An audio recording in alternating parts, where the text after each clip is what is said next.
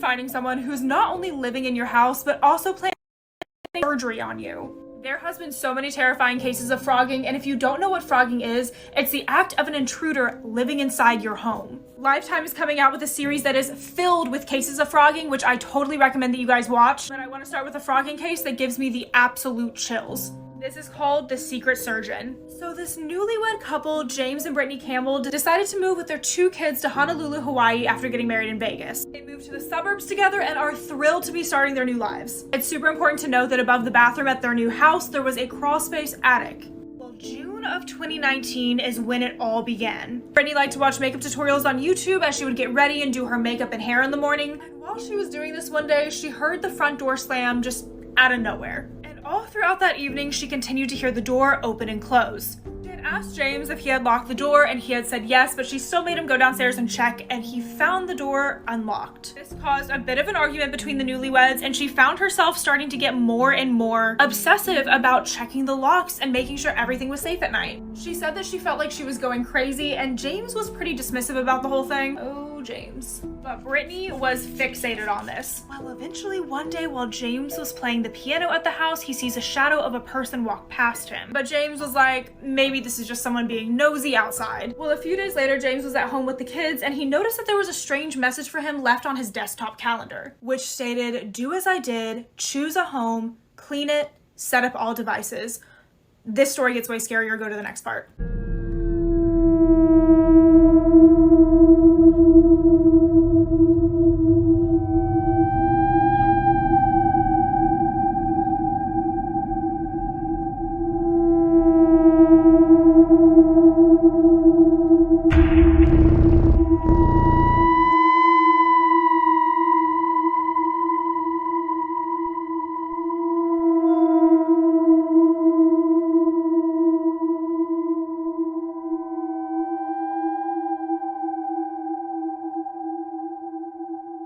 Let's take a look at one of the most interesting and terrifying short films on the internet. Creatures of the End Time by Moonprod.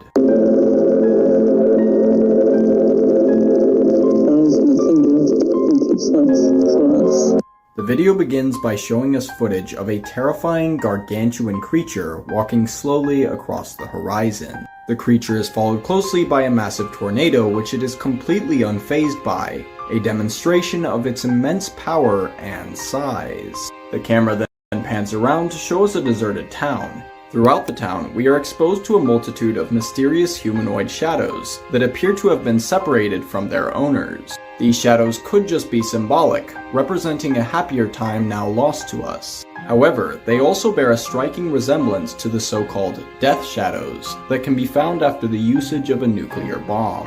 If that's the case, it means that the military has already attempted to eliminate this creature using the most powerful weapon known to man. And it didn't work. The person filming then ominously declares, "They're here," and we are shown footage of a flock of birds fleeing in one direction, an indicator of disaster before the film comes to an end. In other apocalyptic stories, there is a sense that if we can just survive this event, things will be okay, our lives will go back to normal, and we can begin to rebuild our world. The terror of this film is that it strips that hope away from us. There is no surviving. This is the end. Leave a comment if you're watching this at night, and follow. The Cheeto Dust Killer. February 9th, 2006. A witness watches a man in Taylorsville, Utah hold a bottle of Coke and a bag of Cheetos as he talks to 29-year-old Sonia Medja outside of her apartment. Suddenly, the man smacks Sonia hard on the head and forces both of them into the apartment. When Sonia's husband comes home, he finds the man's food outside the door. Inside the apartment, he finds Sonia stripped nude and strangled to death on the bed and her body covered in Cheeto dust. Let's fast forward to February 9th, the same day, but a year later and only a mile away from the previous crime. An unknown man breaks into the apartment of Damiana Castillo and smothers her with a pillow. The investigators compared the two crimes and matched the DNA to the same man. Unfortunately, the judge has sealed the case, so the verdict is unknown. But what we do know is that police found the man who we call... Can you please talk about Nevada urban legends? I got you. Let's talk about the haunted water babies from Nevada. Also, TikTok's green screen is not working, so I'm going to improvise. These creepy things right here are the Pyramid Lake water babies. This is Pyramid Lake specifically. As you can see, it looks just like a pyramid. And this area is said to be extremely haunted. These water babies will mimic the sound of crying babies to lure people in to try to help them. And when they get close, they snatch them up and the people are never to be seen again. The way this curse came about is theorized in 2 different ways. One theory states that the tribe that lived around this area threw malformed babies into the lake to preserve the strength of the tribe.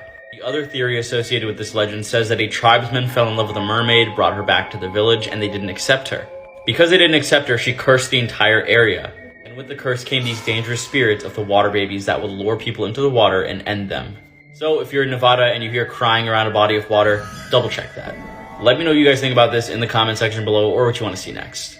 If you can solve this mystery, you might be able to work for the FBI. A woman was working late at the office when she received a phone call. When she answered, it was the police on the other end. They informed her that her husband had been in an accident. He didn't make it and she had to go identify the body. She was in shock as the police told her this. They requested she goes to the crime scene as soon as possible. 15 minutes later, she pulls up at the scene of the crime, only to be arrested by police for the murder of her own husband. But the real question here is, how did the police know it was her that committed the crime? Let me know in the comments if you can solve this mystery and then send it to a friend. Photos with disturbing backstories. This photo right here shows 2 happy individuals in Alaska, Timothy Treadwell and his girlfriend Amy. The gentleman to the left in this photo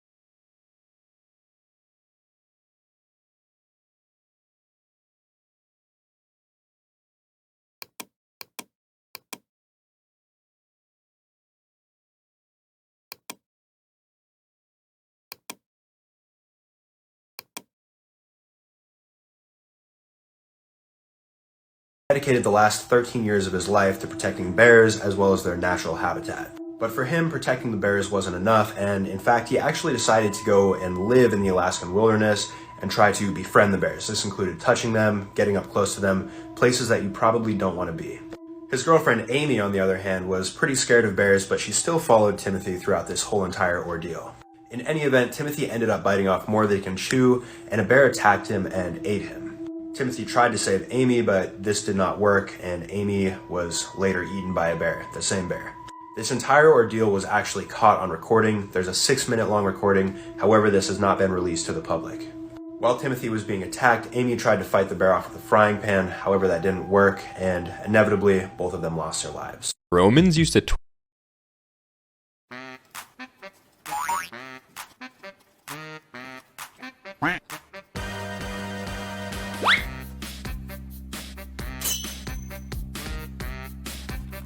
Yes, I've got a legendary hero! You, come to my office. I've been playing the game for a long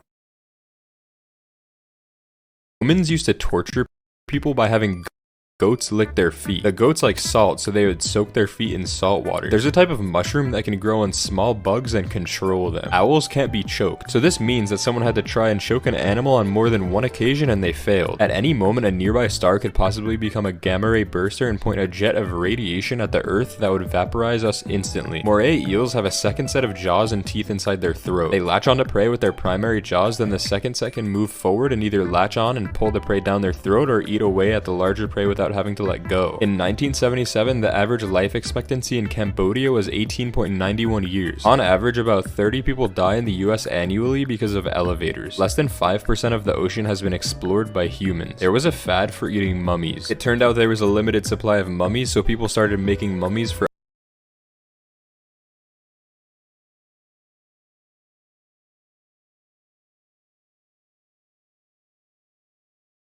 place over a 3-day period. First, he strangled his wife, and alcohol was found in both of their bodies, so it was suspected that he acted in rage. The next day, he smothered his son with a pillow after he gave Xanax to him. And the last day he went to his home gym, he tied the cable around his neck, put it on the highest weight, and let go, breaking his neck instantly. His last 2 web searches was a passage from the Bible about a son being resurrected, and the fastest and least painful way to break your neck. Even though there are many theories about why he did it, the real reason remains a mystery. Deadly pets that turned on their owners. For her 60th birthday, an Australian woman named Pam Weaver received a pet camel from her husband Noel. Later, the camel attempted to mate with Pam by knocking her over and laying on top of her, killing Pam in the process. Travis the chimp was a famous TV personality featured in commercials for Coca-Cola and Old Navy. However, in 2009, Travis brutally attacked and disfigured a close family friend,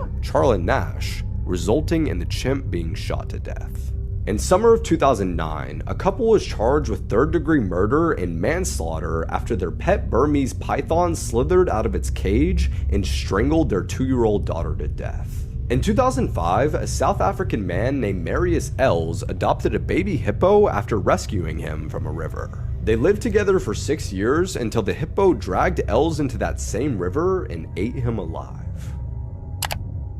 Missouri scary urban legends. A creature known as the Headless Cobbler would be spotted in Ava, Missouri during the 1920s. Story goes that 2 young women were walking along Spring Creek at midnight when a man stepped out from the side of the road who appeared to have no head, shoes around his neck, and a Bible around his shoulder. Weird outfit choice, but when you have no head, I guess everything's a fashion statement. In the next year, 2 boys spotted the same thing when they were riding their horses along the same creek when they spotted a headless man floating above the ground. More recent sightings have been at Smollett Cave, where he now hides out, supposedly, and can be heard tapping away as he cobbles shoes. If you happen to see a single light coming from the cave at night, it's said to be the Headless Cobbler holding his lantern. Disturbing facts you didn't know about.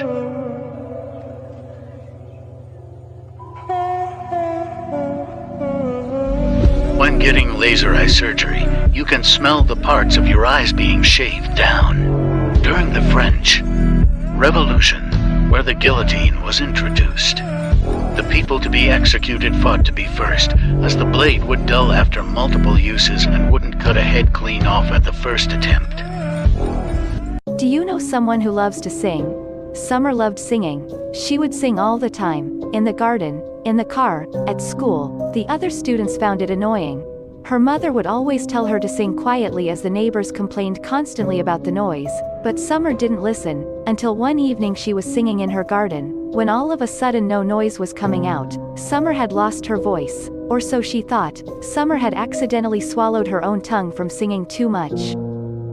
Creepy facts about demons you didn't know.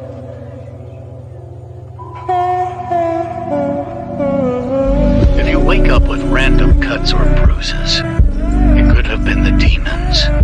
Demons try to scare mainly women. Have you ever heard your mom calling, but she never actually called you? That's a demon mocking her to bring you to another dimension. They can't hurt you, even if they try. Wikipedia pages you should never visit. Euthanasia coaster. In 2010, a PhD candidate designed a roller coaster that would kill anyone who rode it. He said that it would take lives with elegance and euphoria. John F. Kennedy autopsy. Like seriously, don't visit this one. It has a very graphic picture. And that's because he was shot by 2 bullets, one from above and one from behind, which made the right side of his skull explode. You can imagine what this picture looks like. And the man who documented his own death. Carl Schmidt was bitten by a venomous snake and he wrote down every symptom that he experienced. Hours before he died, he was even offered medical help, but he refused because he said that he didn't want to upset the symptoms. Haunted places you won't want to go near. In Singapore, there's a house where there are rumors that there was a lady with long hair in the trees in the surrounding area, and also that some people have actually passed away while working at this home. It is known as the Matilda House. However, some people say they don't know exactly if it's haunted or not, and if it is, by who? The Matilda house is an abandoned millionaire's mansion. The story behind it is that it was built in 1902 by Irish lawyer Alexander Cashin for his wife, and was named after his mother. The house stayed in the Cashin family for a while until it was left abandoned before the government got their hands on it. Legend has it that the house refused to be demolished, with stories saying unexplained forces would always get in the way of tearing down the house or any major renovations. Many have linked this to an ancestral spirit who guards the house to this day, and some have even reported seeing a lady sitting atop nearby trees, staring aggressively at any person looking to visit these grounds. These are sad photos taken right before death. In this photo, you can see two brothers happily eating dinner together. However, the brother that you see on the left side of this picture sadly took his life a few weeks after this photo was taken. A kid searched up his house on Google Earth after his mother passed away, and it was a photo of her standing in front of the house. In this photo, you can see two friends who look to be having a great time with each other. But 2 weeks after this photo was taken, the person you see on the left side of this photo was mugged and knifed to death. This photo was taken of two sisters at the beach after their 3-month trip around Morocco. But unfortunately, the two sisters ended up dying a day later in a car accident. In this photo, you can see a group of people on their way to a wedding. The man sitting on the far left side arrived at the wedding, got an Uber ride home, and had a random brain bleed that couldn't be operated and sadly passed away.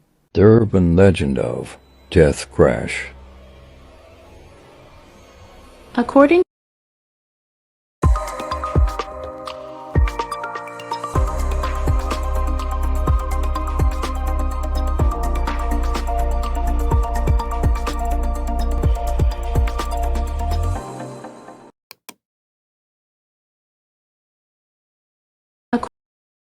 Ones or none at all. Internet Crime Theories, Episode 5. Viewer discretion is strongly advised. On February 16, 1997, 21-year-old Fordham University student Patrick McNeil was last seen alive at a New York City, New York bar with some friends. 2 months later, in April, his dead body was found floating on the East River, 12 miles away from the bar.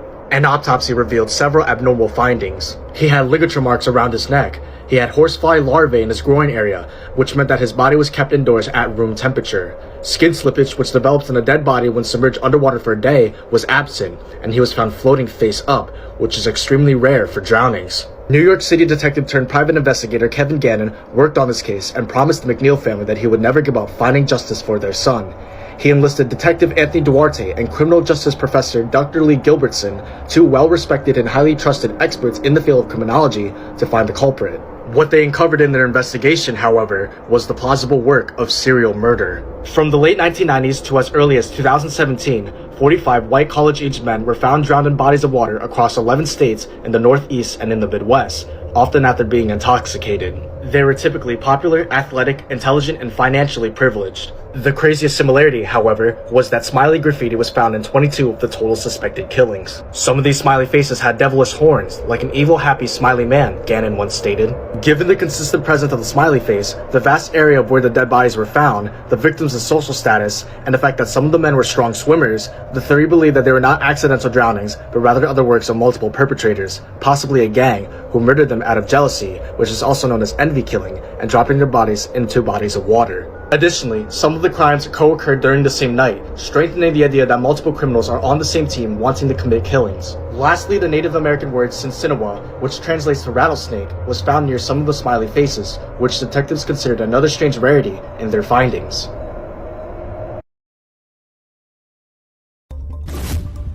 Je ne veux pas de quelqu'un comme vous dans mon entreprise. Les joueurs n'ont pas pu s'abonner à notre jeu de survie de zombies apocalyptiques à cause de vous.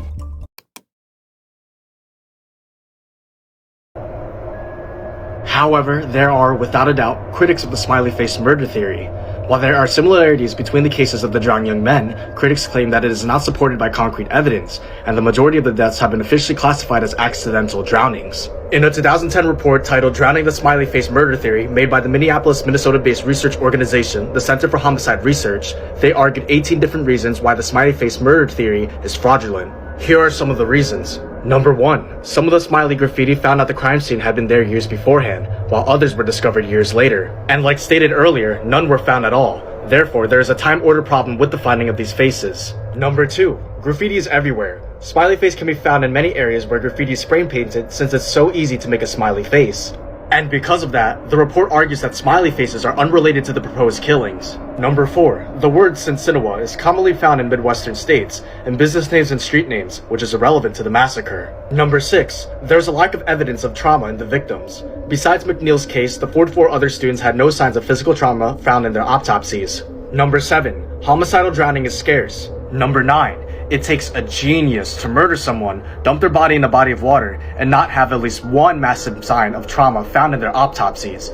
A genius, meaning that they are academically successful and therefore not someone who would kill wise college men out of pure jealousy, contradicting the envy-killing motive. Number 11.